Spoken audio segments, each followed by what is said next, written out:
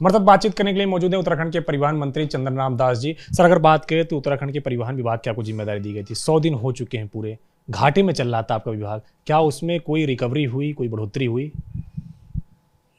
मैं धन्यवाद दूंगा आपके चैनल के माध्यम से कि उत्तराखंड परिवहन विभाग में जो रोडवेज सेक्टर था वास्तव में घाटे में चल रहा था और रोडवेज के कर्मचारियों को हम नियमित तनख्वाह नहीं दे पा रहे थे।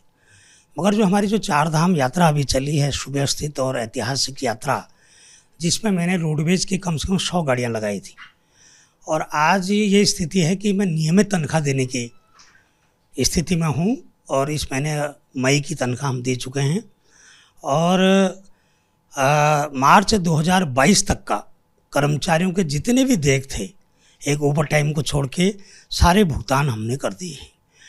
आने वाले समय में रोडवेज को मजबूत करने के लिए मैं सारे स्टेशन, सारे डिपोज सबको हाईटेक बनाने जा रहा हूं और 141 इलेक्ट्रिकल बसों का टेंडर आमंत्रित किया है।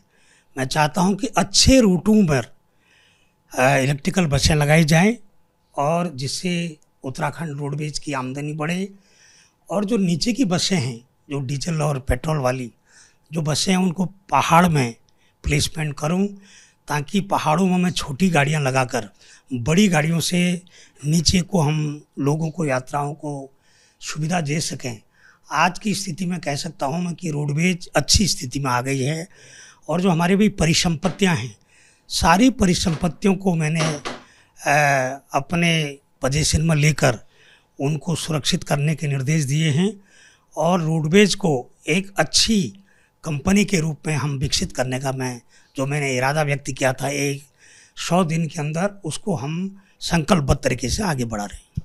आपने पहाड़ों का जिक्र किया है। अमूमन ये देखा गया है कि हरिद्वार, ऋषिकेश और इसके अलावा देहरादून से दिल्ली के लिए तो अच्छी बसें हैं और अच्छे साधन हैं, लेकिन वहाँ से पहाड़ों में ऊपर जाने के लिए साधन बहुत कम है, तो क्या इसके लिए भी जोर दिया जाएगा? बिल्कुल, जो अभी बसों का रूट बनाया है उसमें पहाड़ की, चाहे मसूरी हो, चाहे देहरादून हो, चाहे नैनीताल हो, चंपावत हो, बागेश्वर हो, सभी के लिए रूट तय किए गए हैं और इसलिए मेरा मानना है कि इलेक्ट्रिकल बसें जब नीचे को चलेंगी तो जो हमारे डिप्लेस नीचे की बसें होंगी डीजल की, उनको पहाड़ों में उसको शिफ्ट करेंगे। दिल्ली सरकार ने भी आपको खत लिखा है और ये कहा है कि जो आपकी बसें हैं उनको दिल्ली में एंट्री नहीं की जाएंगी क्योंकि वो जिस तरीके से प्रदूषण को लेकर मानक पे खरी नहीं उतरती हैं। तो क्या इसको लेकर के जो दिल्ली में उत्तराखंड आते हैं या उत्तराखंड से जो दिल्ली जाते हैं उनको परेशानियों का सामना नहीं करना पड़ेगा? दिल्ली सरकार का जो आदेश है उसको मैं देखता हूँ, उसका परीक्षण करते हैं।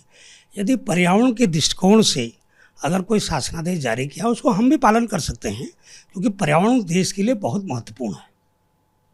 तकरीबन 200 बसें ऐसी बताई जा रही हैं जो आपकी नहीं है, संचालन में नहीं आ सकती हैं दिल्ली, तो कैसे उनकी पूर्ति की जाएगी तमाम सारे जो मुसाफिर उनको लाने के लिए? तो नई बसों की व्यवस्था हम भी करेंगे और सीएनजी की बसें लगाएंगे, इलेक्ट्रिकल बसें लगाएंगे, कुछ अन्य बसों की व्यवस्था करके दिल्ली के पैसेंजरों को कोई असुविधा नहीं होगी, ऐसा प्रयास किया जाएगा।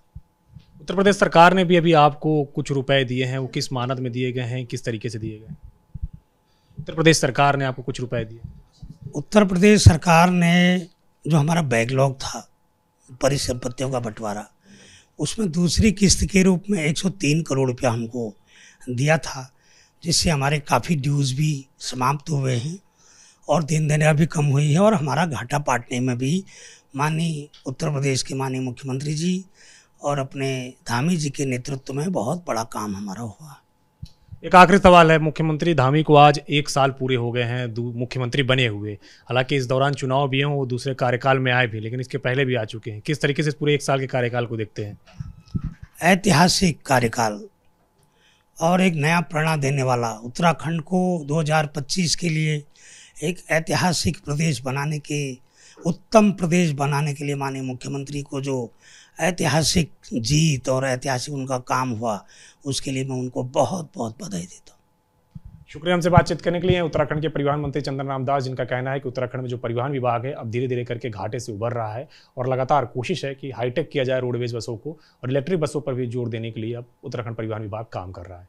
कैमरा सुनील के साथ अविनाश तिवारी, एबीपी गंगा, दिल्ली।